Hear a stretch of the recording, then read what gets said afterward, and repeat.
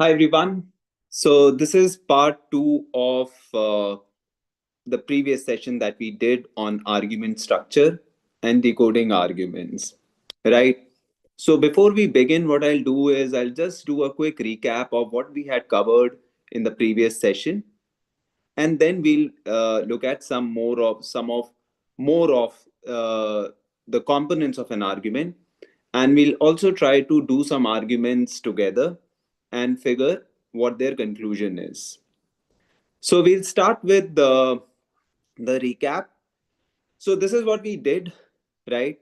So argument, we said it is not a conflict, not a quarrel. It is not merely an opinion. It is a structured attempt by the author to persuade you about something, right?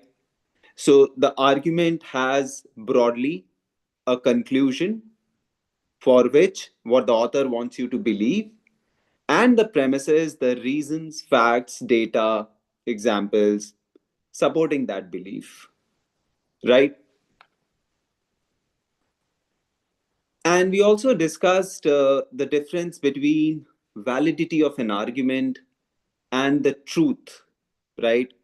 So we said when we are checking for validity, whether an argument is valid or not in an exam setting, right? So we are not really concerned about its real life, real world truth, right? An argument is valid if the premises were true, the conclusion must necessarily follow. So if the reasons for the conclusion are assumed to be true, the conclusion necessarily follows, right? And we looked at an example wherein the two premise statements, all fish are mammals, whales are fish, right? Whales are fish. So we understand all fish are mammals and whales are fish, right? They are not in the real world true statements. But when we are looking at this conclusion, whales are mammals, right? In an exam setting, we are taking them to be true, right? We are assuming the reason statements, the facts given in the argument are true. And then we are checking whether the conclusion follows 100% or not. In this case, it follows, right? So it becomes a valid argument for us. All right. Then we looked at the difference between the good and the a good argument and a valid argument, right? We defined valid argument and we just looked at it in the previous slide. So valid argument wherein if we assume the premises to be true, the conclusion is 100% true. Now, a good argument, right? For example, the kind of arguments that we come across in an editorial, or some real world arguments, maybe happening in a parliament, happening in a court of law, or maybe an argument that is being put forth by a speaker in an inter-school debating competition. Such arguments, such real world arguments, or the arguments in the editorial, newspaper editorial, right? It's very difficult to call them technically valid, right? Because we aren't sure if the conclusion follows 100% from the premises that the author has laid out. But yes, many of those arguments, right, can be called good arguments, right? So we can call them good arguments or bad arguments without going into, without really using the vocabulary, without really calling them technically valid, because it will be difficult, right? And you may have seen some arguments in the editorials, right? Many of those arguments are, that there's a future prediction, right? The author gives us a set of facts on the, let's say, Indian economy, and then the author presents a conclusion, draws a conclusion that the economy will do well in this or in the next quarter, or the GDP numbers are likely to grow, right? Or the economy will perform better than the previous quarter.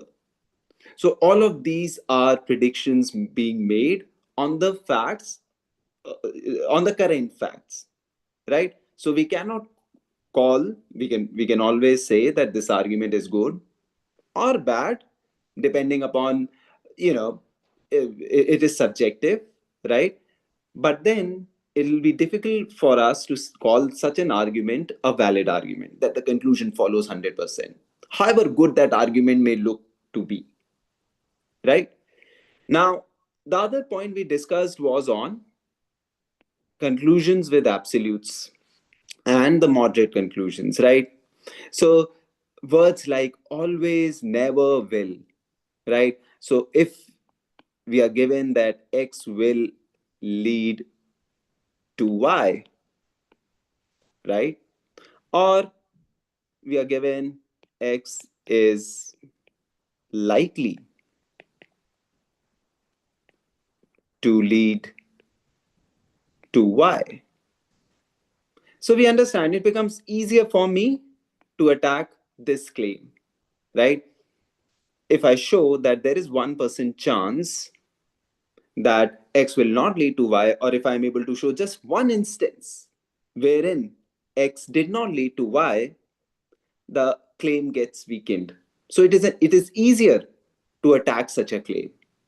On the other hand, when we are looking at this claim, which is X is likely to lead to Y, and somebody, turns around and say there's a 1% chance that X will not lead to Y, or they are able to show one instance where X did not lead to Y out of the many, that will not weaken this claim, right? Showing just one instance or showing just 1% or 2% chance that it will not lead to Y will not weaken this claim. The author will always be able to respond, or will always be able to say that I kept that leeway. The author is sort of ensuring, right, that there's some elbow room. He or she has some elbow room, right? So it becomes more difficult to attack. So conclusion with absolutes are easier to attack, and moderately phrased conclusions, they're more difficult to attack comparatively, right?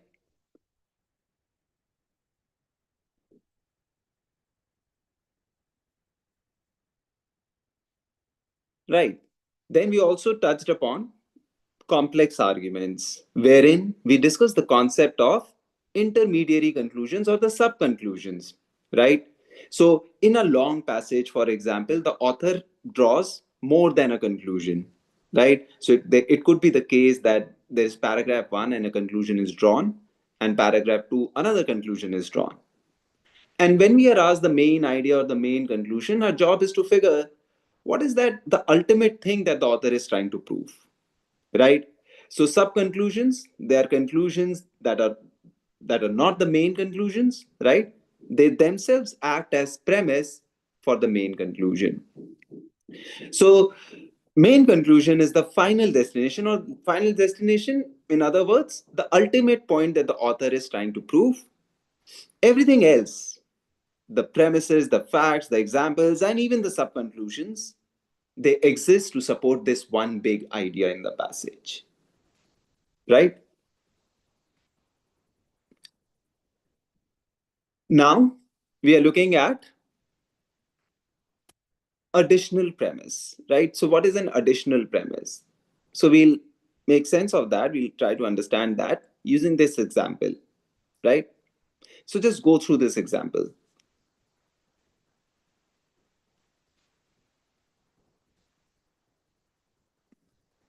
Right. So if we have to figure the conclusion in this particular argument, so this is an argument we understand. And if we have to figure what the conclusion of the argument is, let's read it together. The city council ought to ease restrictions on outdoor advertising because the city's economy is currently in a slump, right? Uh, After having read the first statement, we understand after a because, we have a reason here, which we call the premise. And the initial part is the conclusion for that premise, right? So the city's economy is in a slump. Therefore, the city council ought to ease restrictions on outdoor advertising. right? That's the argument. Now, what about this line here? The city should not place restrictions on forms of speech such as advertising. Is this a conclusion or a reason for the argument? Now, if you notice the first statement, the first part of the first statement, it uses this word ought. Second, uses this word ought, which is similar to should, right? And even in the last statement, there is a should used, right? So the first statement contains a viewpoint, right? Should. The author is suggesting something or recommending something. Should, right? So it is a viewpoint, right? It is a viewpoint. And even in the second statement, that contains a viewpoint, right? Both these statements are, in isolation, they're viewpoints. So which one of them is the author, you know, is trying to prove? Now, what we can do here is, so far we already know that the city council ought to ease restrictions on outdoor advertising. That is a conclusion, right? We are still figuring up, what the last statement is doing in the argument, right? Now, uh, we, for the time being, since we are very sure of what the job of city's economy is currently in a slump is concerned, we are very sure that this is a premise. So for the time being, what we'll do is we'll just ignore this part, right? And now the two statements with us are city council ought to ease restrictions on outdoor advertising, and the city should not place restrictions on forms of speech such as advertising, right? Which one of the two is the main conclusion is what we are figuring, right? Now, we'll do a little because therefore test, okay? Now, if I put a because here, okay, and I read the last statement first, because, then the first statement, and then I'll do the reverse of it, right? So let's read. The city should not place restrictions on forms of speech such as advertising because the city council ought to ease restrictions on outdoor advertising. So, should not place restrictions on forms of speech such as advertising because they ought to ease restrictions. That does not sound right. So, the first line is not working as a premise for the last line. Because के बाद क्या आएगा? The premise. And we check that, right? We place the last statement first, because, and then the first statement, and it did not really work. Let's do it the other way around. So this time we'll just put a because after the first line, and I think there's already a because here, and which we have encircled, and we'll ignore the city's economy is currently in a slump wala line for the time being, right? And we'll just read the first line because the last line. The city council ought to ease restrictions on outdoor advertising, ought to ease restrictions because the city should not place restrictions on forms of speech such as advertising. And now that makes sense. So in fact, even the last line is, even though it is a viewpoint statement, contains a should, it is working in this argument as a premise. Second, as a premise, right?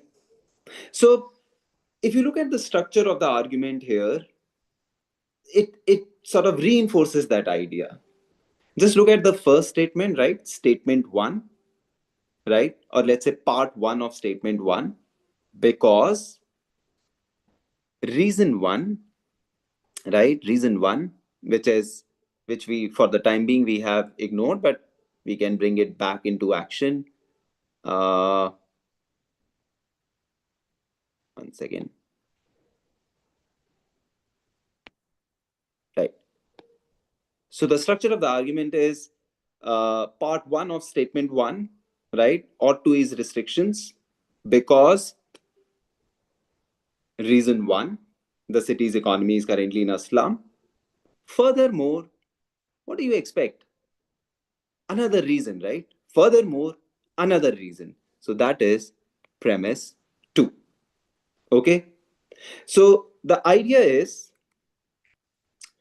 that we may see these words in an argument, furthermore, moreover, besides, and usually what will happen, and especially the structure is such that there's an author's viewpoint because reason one, furthermore, another reason. So furthermore in those cases, moreover in those cases, and besides in those cases will act as additional premise indicator, right?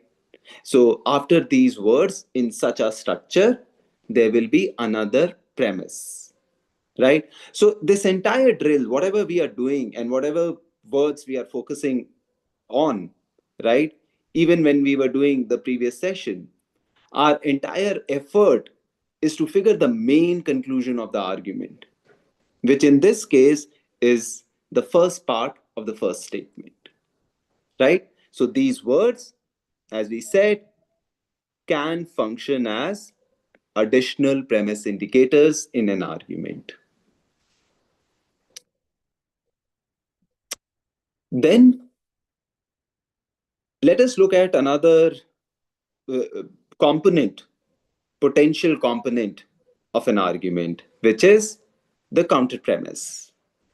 So a counter premise is a statement that raises an objection, limitation, or an alternative viewpoint, works against the author's main argument, and then the author dismisses it or acknowledges the contradictory claim, right? What does it mean? So you may have seen some arguments, some editorials, wherein the author introduces something which is contradictory to his own viewpoint, right? So the author may be, let's say, arguing in favor of farm laws, right? The author is presenting an argument in favor of farm laws, but the author introduces an idea, something like a statement like, uh, similar farm laws have not worked in most democracies, right? So the author's argument is in favor of farm laws, and then author introduces this fact, which is similar farm laws have not worked effectively in most democracies. Now, this statement looks to attack the author's argument. And we are wondering as to why would author present a fact that attacks their own argument, right? So the author really, right? The author is no fool, right? So the author has played it smartly. How? Because the author will later either dismiss that fact, dismiss that counter premise, or acknowledge its presence and adjust his or her conclusion. Let's look at that through an example, right? So the first case we said counter premise, the author dismisses and stands firm on the original conclusion. So that fact, in our example that we used, that in most democracies similar farm laws have not worked, such a fact the author will dismiss it, something like by saying something like, uh, but in India farm laws will work because of reason one, reason two, reason three, which are salient or unique to Indian ecosystem, right? And these unique points were not true of the other democracies. So in India, this will work because India is a unique case, right? Maybe this way he sort of dismisses that counter premise. But let's look at another example, right? An easier one. So let's look at that argument. During last night's robbery, the thief was unable to open the safe. Thus, last night's robbery was unsuccessful, despite the fact that thieves stole several documents. Despite this fact, right?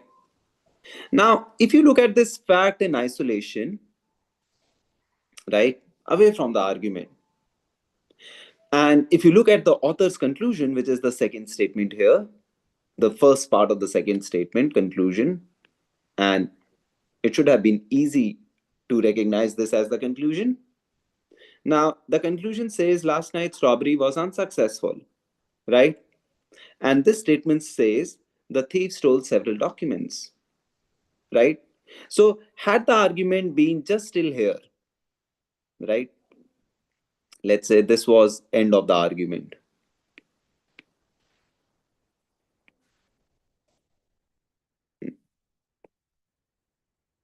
End of the argument, let's say. Right? Had the argument ended just at that word unsuccessful, right? Something like the thief was unable to open the safe, therefore last night's robbery was unsuccessful.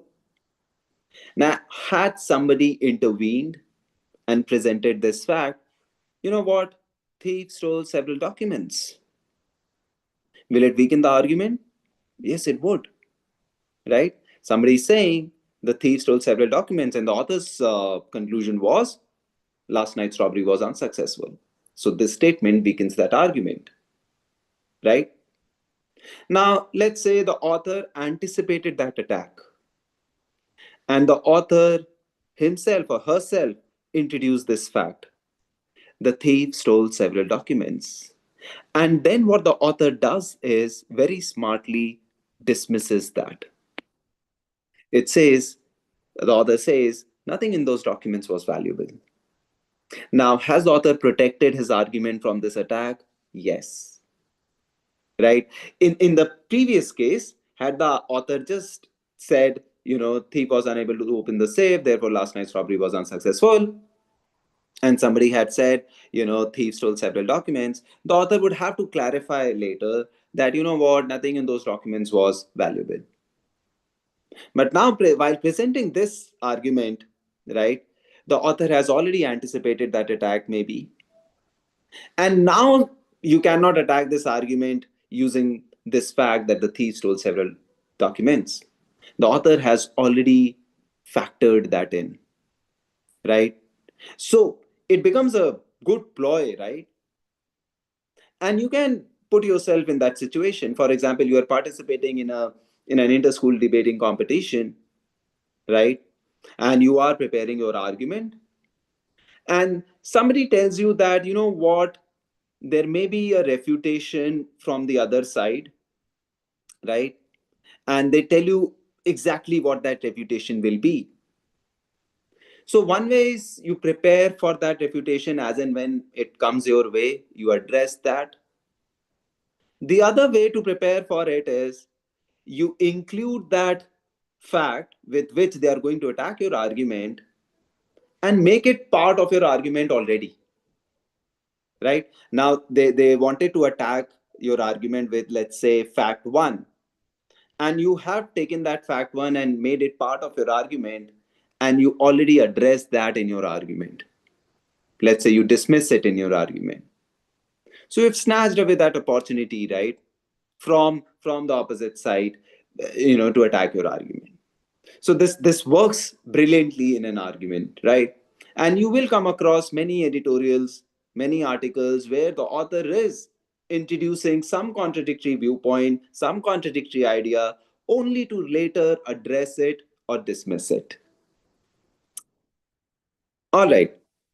So one way we said the author would address that counter premise is to completely dismiss it and show that it has no effect on their argument. Like in this case, thief stole several documents has no effect on my conclusion that the robbery was unsuccessful because nothing in those documents was valuable. Now, the author could address a counter premise in a completely different way altogether. Let's look at this argument. Expanding metro rail networks can reduce traffic congestion and pollution in Indian cities. So just look at this statement right in the beginning. One sec. Expanding metro rail networks can reduce traffic congestion and pollution in Indian cities. However, high construction costs and long gestation periods cannot be ignored. So these are two ways where the conclusion looks in jeopardy somewhat. High construction cost and long gestation periods. So it's all right, expanding rail network, right? But it comes at a cost and long gestation periods. Hence, metro expansion must be prioritized in cities where the passenger demand justifies the investment. So the initial claim was that it is something which is good, right? The suggestion is it is good, it reduces traffic congestion. But a sort of contradictory statement is put thereafter, which says high construction costs and long gestation periods. Now, this time around, the author has not dismissed it, right? In the previous example, the thief stole several documents was completely dismissed, no impact on the conclusion. But this time around, the author acknowledges it and qualifies here would mean, adjust the conclusion, bring the temper down, or make it more moderate, right? So how has the author made his conclusion more moderate, or how has the author qualified it? He says must be prioritized in cities where passenger demand justifies the investment. So now it's not a blanket claim that expanding metro rail network is a good thing. So it's not that. Now the claim is, the author's conclusion is a more moderate one, something that he has qualified, right? That yes, it must be prioritized where there is a condition where passenger demand justifies the investment. So now it has become conditional. It has become, moderate, right? So whenever there is a fact out there that could attack the author's argument, the author could address it in two ways. One, he could show that this fact has no impact on my argument and completely dismiss that contradictory claim or viewpoint or idea. The other way is the author acknowledges its presence, right, and adjusts the certainty level, or qualifies his conclusion, make it more moderate, right? In fact, even in the previous case, the author is not really saying that this is not true. The author is acknowledging the presence of this fact that the thief stole several documents. All the author is doing is showing that, what, this fact, although it is true, but it does not impact my argument, right? So dismisses would mean does not impact my argument, the author is showing. And accepts and qualifies, yes, what I'll do is I'll make my conclusion more moderate. Okay, so for example, I can show you another sort of easy way that we looked at this example, right? X will lead to Y. Now, the author is shown a contradictory fact, right? You know what? In one instance, X did not lead to Y. So what the author did was, the author, presents that contradictory fact. You know what? In 1975, X did not lead to Y. For example, in 1975, X did not lead to Y. And then the author adjusts their conclusion and say, X, generally leads to Y. X generally leads to Y, right? They have made their conclusion moderate in view of that contradictory fact. Okay, so this is how you recognize a counter premise, right? A question may very well ask you, which of the statements, or they may present you a statement from the passage and ask, what is the role of this statement, right? So the role of a statement, it could be a premise, it could be a it could be an additional premise, it could be a conclusion, or it could also be a counter premise, right?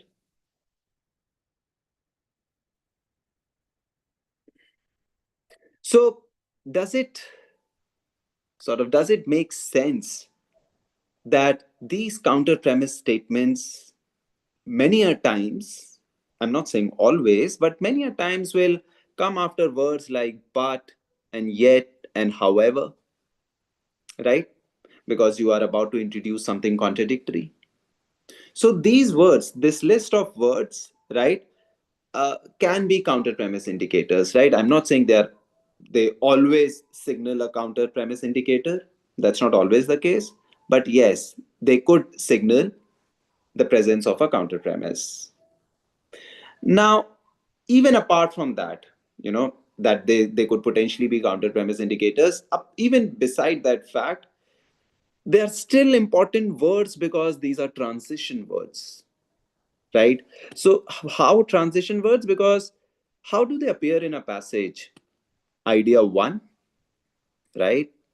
And then let's say you have a but, right? An idea two is usually an idea which is contradictory, different from idea one, right? So, whenever there is this transition happening in the passage, it becomes an important sort of statement. So, statements after but and however will always be important for me when I'm reading a passage. Something is about to change, right? I also call them pivot words, right? The author was presenting an idea, and after a but, the author presents a counter view, right? Now, it could be the case that idea one was the author's idea, right? And idea two is a counter premise, right? But it could also be that idea one was somebody else's idea, right? And idea two is the author's idea,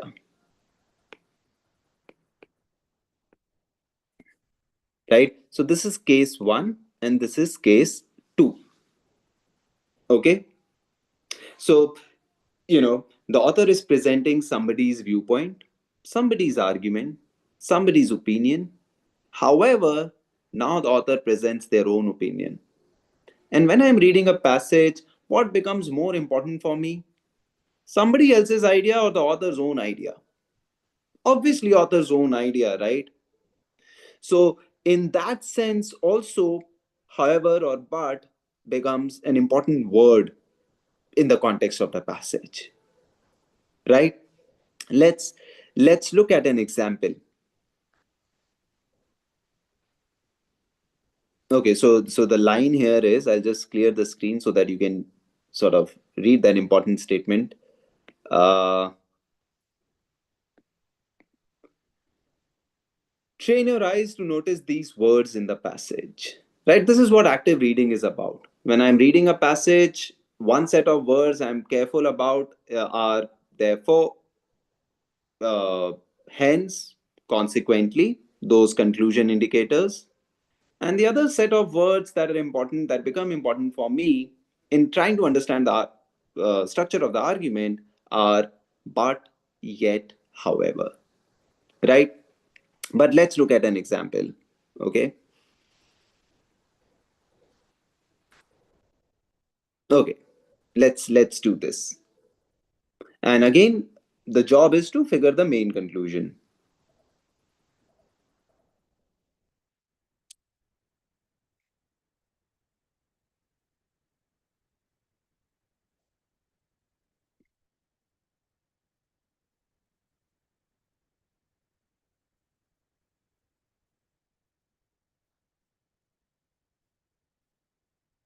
Okay, let's do this.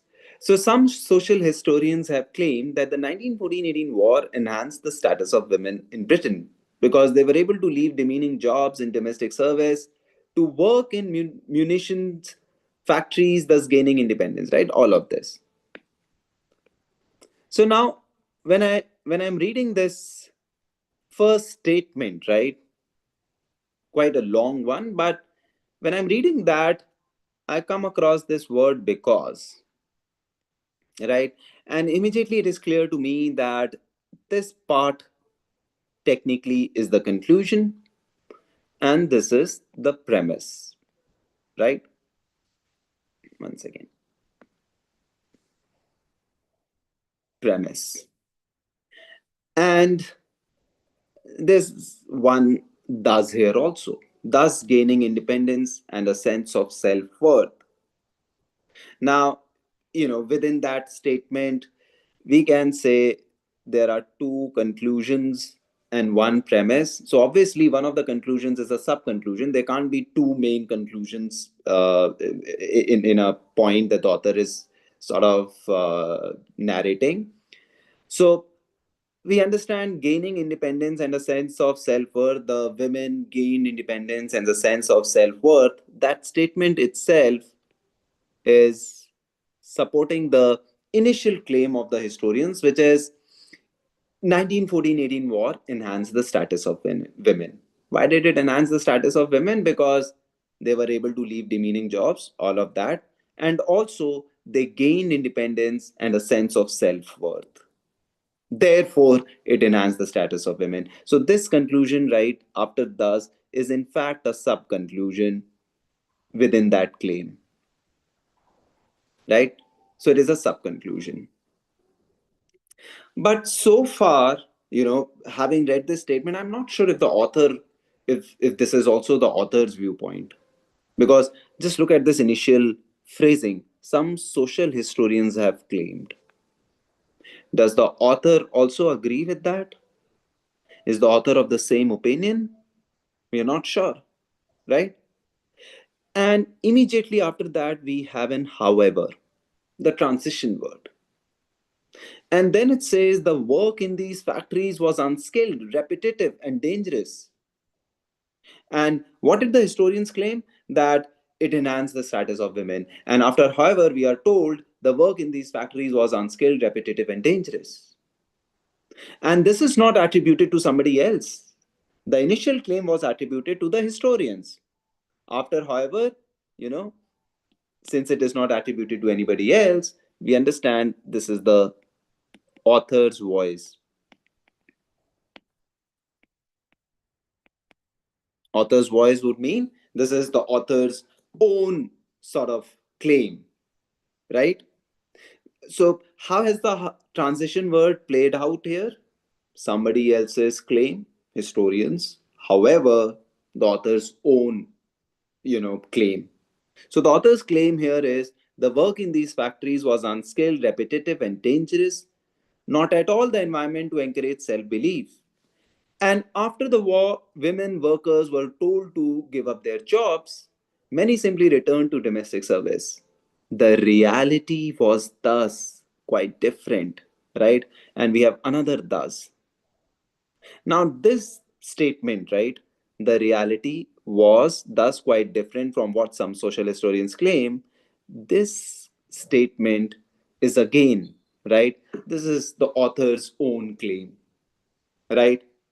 Now, when I'm looking at an argument and there is a conclusion to some argument, in this case, the first line, and then there is a conclusion which is attributable to the author. One, somebody else's argument and somebody else's conclusion. And author's own argument, author's own conclusion. Which of the two becomes the main conclusion? Obviously, the author's conclusion, right? So this becomes the main conclusion for us. Just a second. Main conclusion. And the first statement now, the first statement, with respect to the main conclusion, with respect to the author's argument, the first statement is no more a conclusion, right? So it is not a conclusion, right? And the premise statements also, with respect to the main conclusion, they are not premise statements because they are not supporting the main conclusion. In fact, everything before, however, right?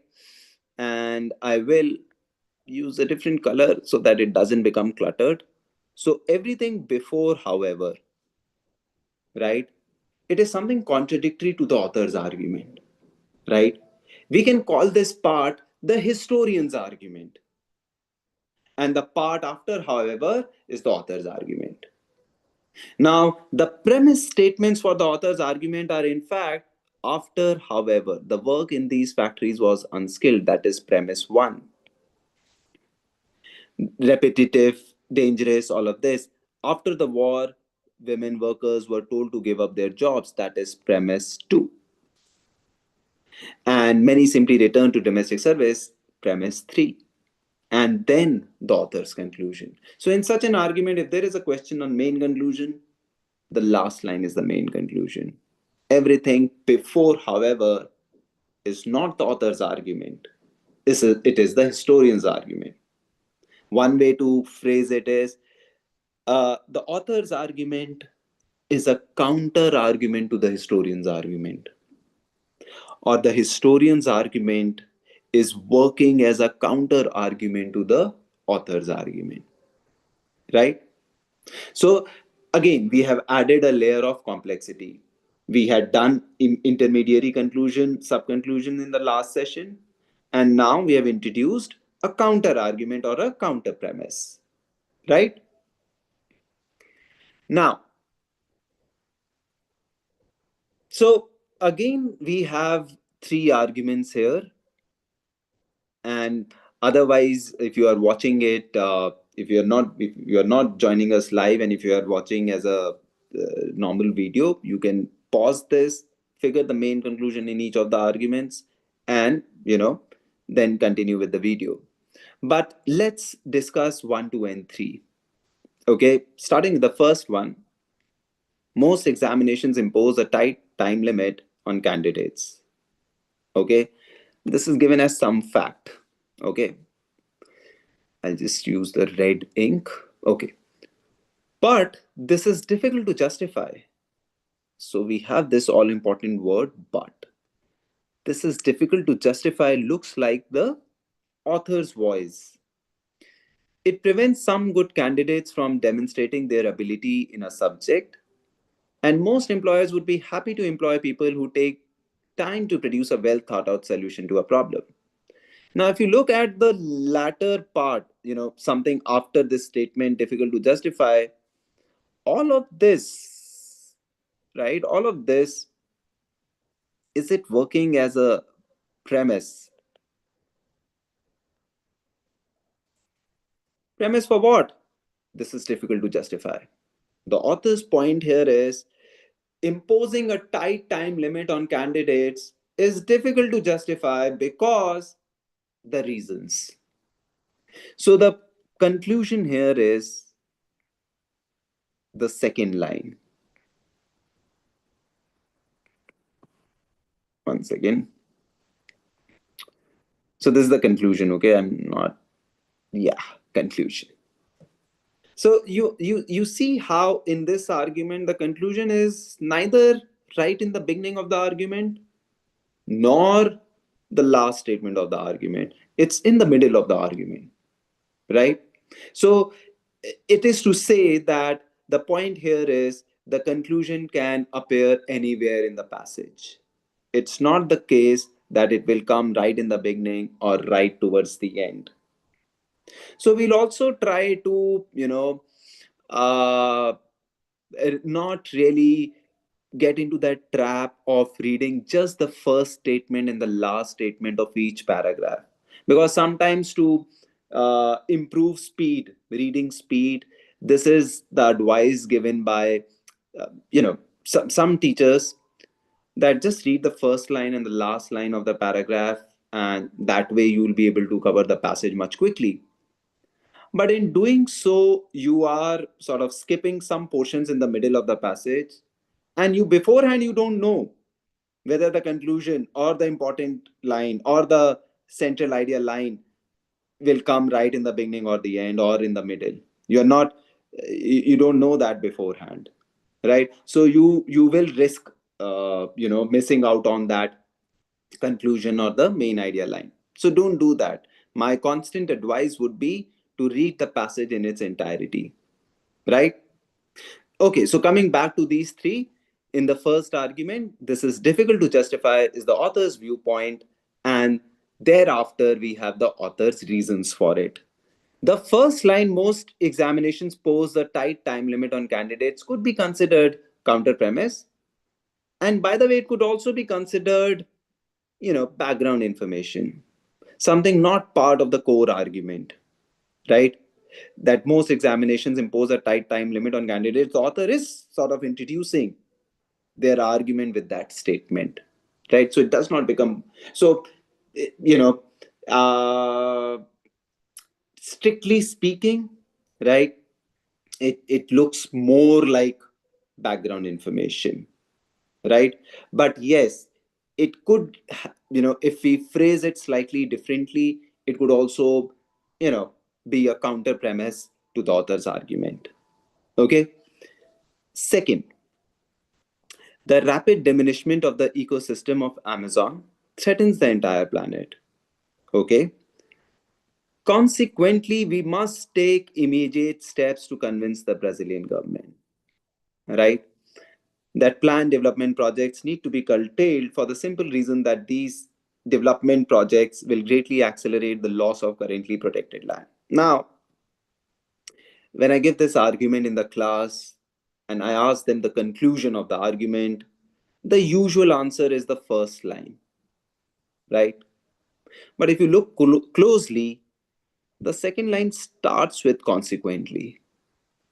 We must take immediate steps, right? Now, this looks like the author's viewpoint. And the author's viewpoint, right, usually is the conclusion line of the passage, because the author has a view on something, right? And then they provide reasons for it. Now, if you look at this argument, and I'll ask you, what is that the author is trying to convince you about? So the author is actually making an appeal. We must take immediate steps to convince the Brazilian government. Why? Because the rapid diminishment of the ecosystem of Amazon threatens the entire planet. So this, in fact, is a premise. And this here, author's viewpoint, is the conclusion of the argument, right? And in fact, there is one more reason. Just look at this phrasing, for the simple reason. For the simple reason. What is the reason? These development projects will greatly accelerate the loss of currently protected land. So, premise 2 and premise 1. Right? And even just look at the structure of the second statement. We must take immediate, consequently, we must take immediate steps because these development projects will greatly accelerate the loss of currently protected land. Right? So again, the conclusion is right in the middle. The first line is acting as a premise and the last line is acting as a premise. For this conclusion, we must take immediate steps. Let's look at the third one.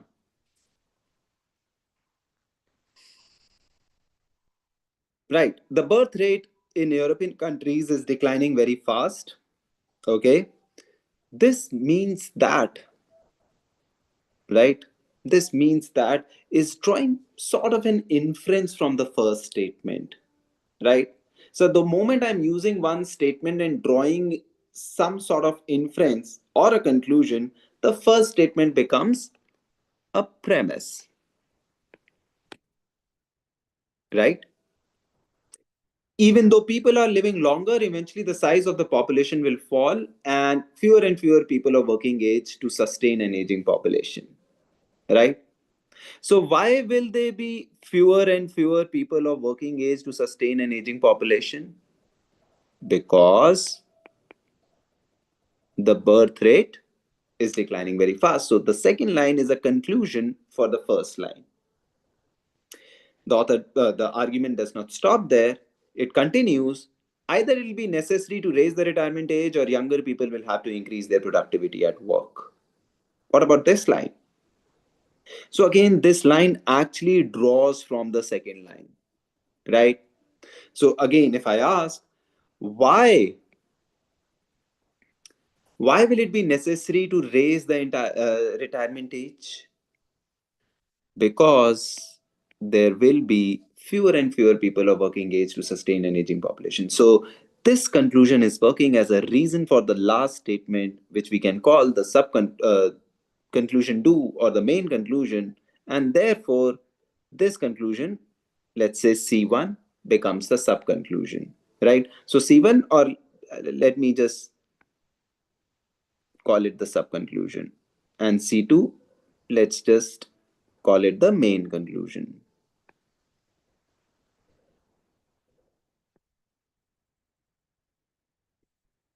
Right? So what is the ultimate point that the author is trying to make? The ultimate point that the author is trying to make is it'll be necessary to raise the retirement age, or younger people will have to increase their productivity. Why? You ask the author. Because there'll be fewer and fewer people of working age to sustain an aging population. Why? Because the birth rate is declining very fast. Right? So the last line becomes the main conclusion, the line in the middle is the sub conclusion, and the first line is the premise. Okay.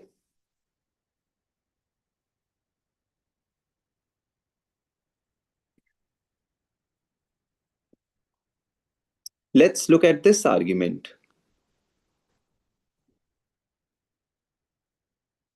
Again, you can pause the video, figure the conclusion in your head, and then restart it. But when we are doing this live, let's start discussing the passage immediately. It says, it is well known that many species adapt to their environment. But it is usually assumed that only the most highly evolved species alter their environment in ways that aid their own survival. So when I'm reading that statement, I take notice of this word, this phrase, usually assumed. It is usually assumed something. And when the phrase is like, it is usually assumed, does it mean that the author is making that assumption? No, it is assumed by some people, right? So this is what the usual assumption is. Does the author agree with that assumption? Actually, no. Just look at this word. However, this characteristic is actually quite common. Okay, what do you think? So the line before that was, it is usually assumed. So this is not the author's voice, or this is not the author's view. It is usually assumed by some people, right? But the line after, however, this characteristic is actually quite common. It is not attributed to somebody else. This is the author's own claim. This characteristic is actually quite common, and it is sort of contradictory to the initial claim. Let's read further. Certain species of plankton, for example,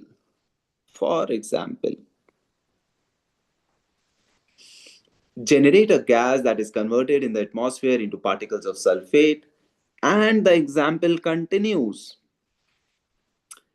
Thus, plankton cause the surface of the earth to be cooler, and this benefits the plankton. So we have a conclusion here, right? We have some conclusion here. Plankton cause the surface of the earth to be cooler, and this benefits the plankton.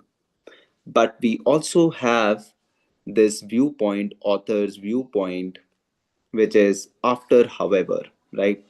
And we can use a different color here. This line, this characteristic. Now, what is the role of an example? To prove a point.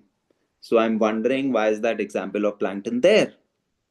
The example of plankton is there to prove the point made in the earlier statement, right? So it's like if I'm saying, Raj is very good in maths.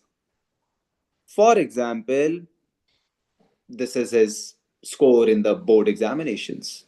So, for example, is supporting what? The line before that. So, for example, here supports what? The characteristic is actually quite common, right? So, how do we differentiate, or how do we sort of identify the main conclusion out of the last line and this line in the middle? Which one is the main conclusion? The last line or this line? So I'm looking at these two lines again, right? The characteristic is quite common. Plankton is able to cause the surface of the earth to be cooler, right? And we understand that plankton wala example is a premise. Now, this conclusion is the conclusion of that example. It is not the ultimate claim that the author is making. So, this becomes the sub-conclusion. Sub-conclusion.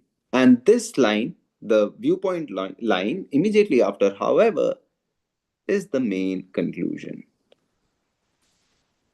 Now, if you look at the structure of the argument, what is the argument? The argument is, you know what? Usually people assume that only the highly evolved species alter the environment. But it is quite common because planktons are able to do so. So in its simplified form, this is how the argument looks. Usual assumption, only the highly evolved species are able to alter the environment. But it is quite common, authors claim. Premise, planktons are able to do so, right? So in a complex argument, right, where there is a sub-conclusion, a counter premise, right, this is one way to figure the main conclusion, right? So after having read the passage, I'm just sort of pondering or reflecting what is that ultimate point that the author is trying to make here. Okay, so yeah, this line, this characteristic is actually quite common, is the main conclusion here.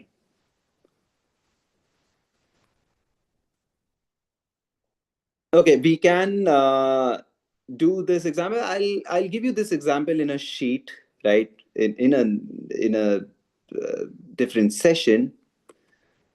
But I would like to summarize now. Okay.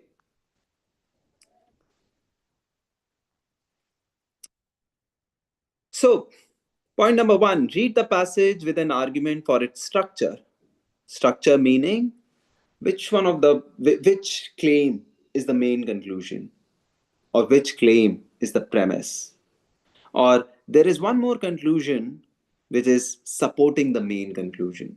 So when I'm reading the passage, right, I'm able to identify, okay, boss, this is given as a reason or a fact or some example. This is the author's viewpoint, something for which the author is providing support. But while sort of reaching that main point, main conclusion, the author may have drawn, some more conclusions which act as the sub conclusions for the, or the premise for the main conclusion, right? So structure, read for the structure. Identify the conclusion of the argument. So conclusion of the argument is the anchor point around which the passage revolves, right? Watch for conclusion indicators and transition words. So when you are reading the passage, keep an eye out for the conclusion indicators, thus, therefore, hence, and transition words, however, but. Read closely for the smallest variations in phrasing. What would this mean? Smallest variations in phrasing? Whether it says will or whether it says likely, right? The conclusion is drawn with what certainty? Is the author saying X will lead to Y? Or author is just sort of taking a nuanced position and saying X tends to lead to Y, or X generally leads to Y, right? That is important because when you are doing a main idea question or an inference question, right, the test maker may test you on that.